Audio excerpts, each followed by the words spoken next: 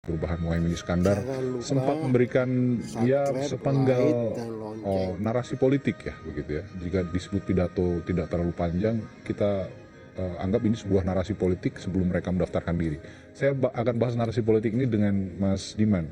Mas Diman tadi Anies Baswedan menyinggung soal inkonsistensi, perlu ada konsistensi, dan sebelumnya menyinggung soal gelombang badai yang menerpa, khususnya sepertinya dialamatkan kepada Partai Nasdem karena berada di kantor Partai Nasdem dan dia merefer kepada Ketua Umum Partai Nasdem Surya Paloh, dan juga Muhaimin Iskandar mengulang kembali narasi perubahan setelah dia berkeliling ke seluruh Indonesia. Apa yang Anda lihat dari narasi-narasi politik ini? Ya, saya kira itu poin yang pertama tadi ya, soal gelombang badai itu. Saya kira memang mungkin ini ditujukan untuk merefleksikan apa yang selama ini mungkin dipersepsi oleh Anies Baswedan dan para pendukungnya ya. Ada narasi semacam dijegal misalnya. Terusnya itu narasi-narasi itu sering kita dengar dari para pendukung Anies Baswedan. Kemudian yang kedua soal ya tetap saja pasangan ini ternyata ya masih mengusung ide tentang perubahan ya, yang mendiferensiasi diri dengan kelompok pemerintah ya, baik oleh Anies maupun Muhaimin tadi ya secara jelas dikemukakan. Bahkan sebenarnya kalau kita lihat Anies bicara tentang konsistensi, inkonsistensi, ketika kata-kata sering dipertanyakan, itu bahasanya ya. Menurut saya itu juga semacam serangan. Mungkin ini menyorot peristiwa yang paling mutakhir tentang MK misalnya, agak pagi narasi tentang atau keputusan MK menolak permintaan untuk menurunkan usia cawapres, tapi kemudian di akhir kemudian boleh di bawah 40 tahun, tetapi dengan ini syarat yang dimaksud inkonsisten. Mungkin ini yang dimaksud dengan inkonsistensi yang paling mutakhir. Ya, kita juga akan bahas nanti apakah narasi-narasi perubahan ini masih relevan di masa-masa politik saat ini. Apakah betul memang pemilih kita menginginkan adanya perubahan, sejauh mana nanti SMRC juga melihat, mungkin ada data juga apakah memang narasi perubahan itu memang diinginkan oleh para pemilih. Kita akan bahas bersama Bung Saidiman Ahmad. Setelah jeda, tetaplah di Breaking News Kompas TV, sesaat lagi kami kembali.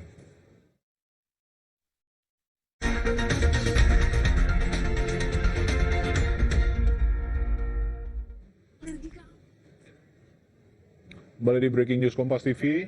Visual yang Anda saksikan ini adalah visual terkini dari kantor DPP Partai Nasdem. Di sebelah kiri layar kaca Anda adalah kantor DPP Partai Nasdem, dan sebelah kanan layar kaca adalah kantor KPU Jakarta. Saat ini setelah tadi memberikan narasi politik singkat, pasangan Anies Baswedan Muhaimin Iskandar di kantor DPP Partai Nasdem langsung akan menuju ke kantor KPU. Dan informasinya dengan menggunakan bak terbuka begitu, akan menyapa sepanjang perjalanan, akan menyapa masyarakat juga, mulai dari Gondangdia, kantor DPP Partai Nasdem, nanti akan mengambil jalur ke Jalan Teguh Umar, lalu ke Taman Suropati, lalu ke Jalan Diponegoro, Jalan Imam Bonjol untuk langsung ke kantor KPU. Di kantor KPU juga kita lihat di sebelah kanan layar kaca Anda sudah banyak sekali massa yang berkumpul di sana dari berbagai elemen pendukung dari Anies Baswedan dan Muhaimin Iskandar. Kita kembali berbincang dengan Bung Saidiman Ahmad. Bung Diman, tadi kita menyinggung soal narasi perubahan yang kembali digaungkan oleh kali ini oleh bakal calon wakil presidennya Anies Baswedan dan Muhaimin Iskandar. Gitu. Dari SMRC sendiri pasti ada analisis seberapa besarkah narasi perubahan ini memang, atau masyarakat Indonesia yang menginginkan perubahan ini, apakah merepresentasikan pemilih di Pilpres juga, kira-kira? Kita ada beberapa kali survei sebenarnya tentang itu, tetapi secara lebih umum kita menemukan bahwa ada sekitar 80% publik yang puas dengan kinerja pemerintahan sekarang. Jadi, yang tidak puas sekitar 20-an%. Kalau kita lihat ya di dalam hasil-hasil survei individual 3 nama, umumnya Pak Anies Baswedan itu mendapatkan dukungan sekitar 20-an% juga. Jadi agak konsisten dengan itu. Kemudian kita tanya secara lebih spesifik, apakah publik ini menginginkan capres yang bisa melanjutkan program Presiden Joko Widodo atau menginginkan perubahan atau mengubah kebijakan itu. Sekitar 60-an% publik yang mengaku ingin capres itu yang melanjutkan. Melanjutkan 60%. Perubahan. Ini konsisten lagi karena kan mereka puas Ya. dengan keadaan, tentu mereka ingin melanjutkan. Jadi sekitar pernah 59%, kemudian 57%, ya sekitar itu, sekitar 60-an persen. Lalu kita tanya kembali di antara nama-nama yang ada yang kira-kira dianggap akan bisa melanjutkan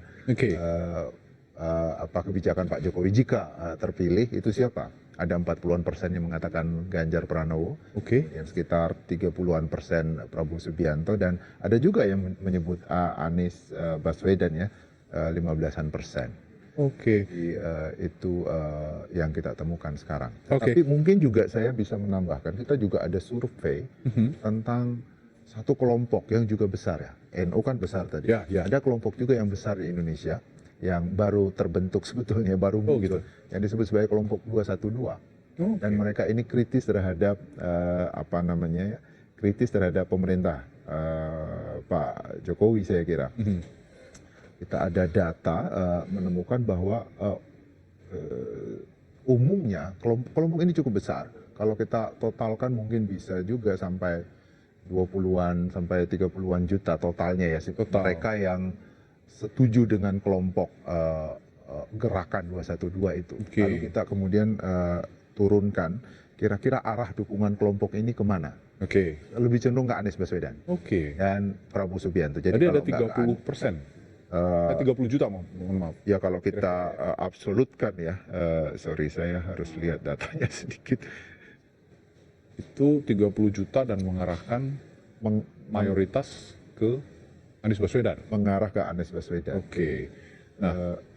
Jadi yang mengaku tahu gerakan itu 44%, dan dari 44% itu 38%-nya setuju dengan gerakan tersebut.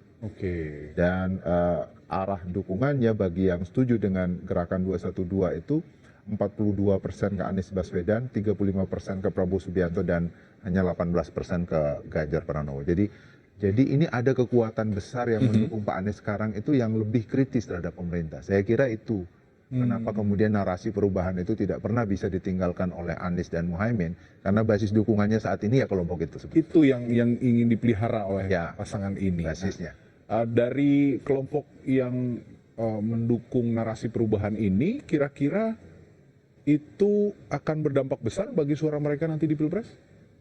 Kalau sekarang sih ya memang mereka mereka yang sudah menjadi penampung gerakan yang kritis terhadap pemerintah itu. Jadi untuk Anies Baswedan dan Muhaimin Iskandar ini tidak bisa ditinggalkan gitu saja, karena ini yang basis bagi mereka saat ini. Kalau ini ditinggalkan sementara yang baru belum masuk, ini agak bermasalah untuk mereka. Artinya ya tidak heran mereka ini terus memelihara narasi perubahan ini, ya, karena tidak ingin kehilangan kelompok besar ini. Sembari mungkin di tengah jalan ada kelompok-kelompok lain yang bisa terpengaruh dengan narasi perubahan ini, begitu. Ya, seperti kita lihat saat ini, saudara, visual yang Anda saksikan di layar kaca adalah visual dari kantor DPP Partai Nasdem. Pasangan Amin, Anies Muhaimin, sudah bersiap akan berangkat ke kantor KPU. Pasangan yang terus konsisten mengusung narasi perubahan ini juga nanti akan disambut oleh sejumlah massa yang lumayan besar di kantor KPU yang sudah berkumpul sejak subuh tadi, sejak dini hari tadi.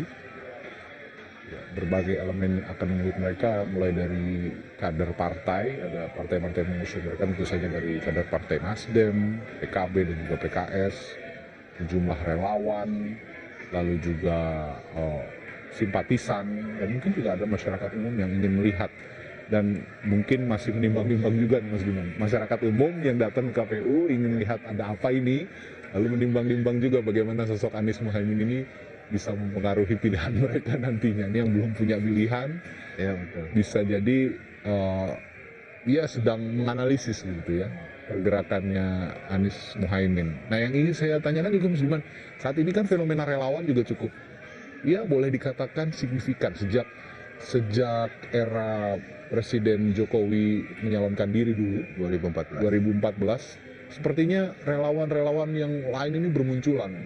Kalau dulu Jokowi banyak ada relawan Projo, Jokowi mania dan sebagainya. Nah ini sekarang di Pilpres 2024 untuk 3 pasangan calon sepertinya relawan-relawan ini juga bermunculan gitu. Nah, signifikansi relawan yang mendukung pasangan Anies Baswedan dan Muhaimin Iskandar, apakah nantinya juga atau saat ini juga linear dengan kelompok besar yang menamakan 212 tadi untuk mendukung Anies? Iya bisa jadi, tetapi pada dasarnya begini, publik itu kan pada dasarnya tidak dekat dengan partai politik. Sementara pengusung utama yang resmi terhadap calon presiden ini adalah partai politik.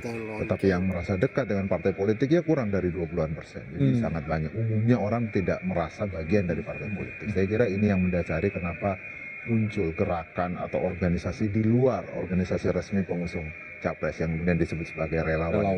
Jadi ada konteksnya ya, di mana memang mereka yang kritis terhadap partai politik mungkin tidak bisa ditampung oleh partai politik untuk mendukung.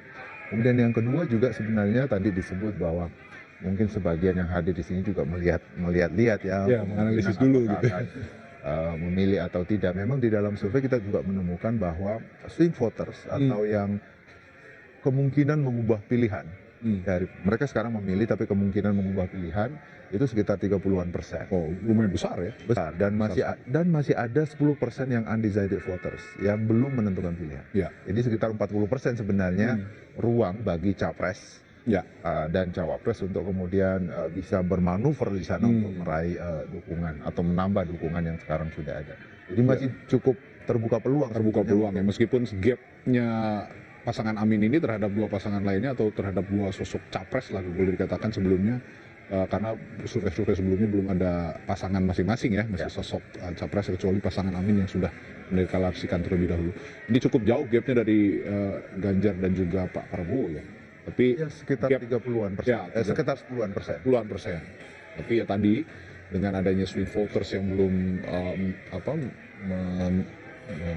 menentukan begitu arah dukungan, belum lagi juga ada gerakan-gerakan yang belum terpantau begitu dari grassroots, ini bisa mengubah komposisi suara atau elektabilitas mereka juga. Ini yang sama-sama diperebutkan tidak hanya oleh pasangan Amin tapi juga pasti oleh pasangan Ganjar Mahfud dan juga nanti Pak Prabowo dengan pasangannya yang belum mendeklarasikan bakal cawapresnya begitu.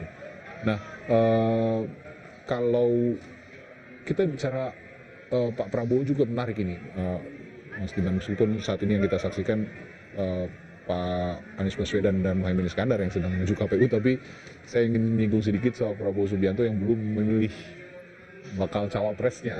Ini apa yang tim Prabowo tunggu dan partai-partai koalisinya tunggu sehingga masih sepertinya bimbang dan gamang gitu untuk memilih cawapresnya. Saya kira di Prabowo Subianto persoalannya lebih rumit sebenarnya jika misalnya dibandingkan dengan Ganjar Pranowo.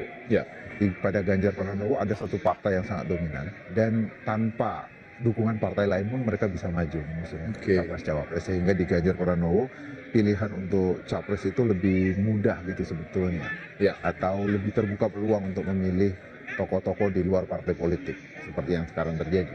Sementara di di Prabowo Subianto, Partai Gerindra belum cukup suaranya untuk mengajukan calon sendiri. Karena itu membutuhkan dukungan dari partai lain. Saya kira kemudian negosiasinya di sana. Kemudian ada 3 partai sekarang yang bersama Gerindra untuk mendukung Prabowo Subianto. Masing-masing dari partai itu datang dengan proposal cawapres. Golkar datang dengan Airlangga Hartarto. Demokrat saya kira juga masih mengusulkan AHY, juga PAN mengusulkan Erick Thohir. Rumit sekali. Belum lagi ada Gibran juga. Ada Gibran, belum tokoh-tokoh Nahdlatul Ulama juga yang dipertimbangkan karena melihat pasangan dari Anies Baswedan dan Ganjar juga merupakan tokoh Nahdlatul Ulama. Ini juga yang pasti akan mereka perhitungkan. Saya dengar bahkan ada 4 orang tokoh kita yang mendaftarkan surat keterangan SKCK ini untuk persiapan cawapres. Sepertinya masih agak gampang untuk pasangannya Pak Prabowo untuk jadi cawapres ini. Nah, nanti kita akan menuju ke gedung KPU juga. Kita saksikan di layar kaca Anda ini pasangan Anies Muhaimin sudah menuju ke kantor KPU. Kita saksikan prosesinya. Setelah jeda tetaplah di Breaking News Kompas TV.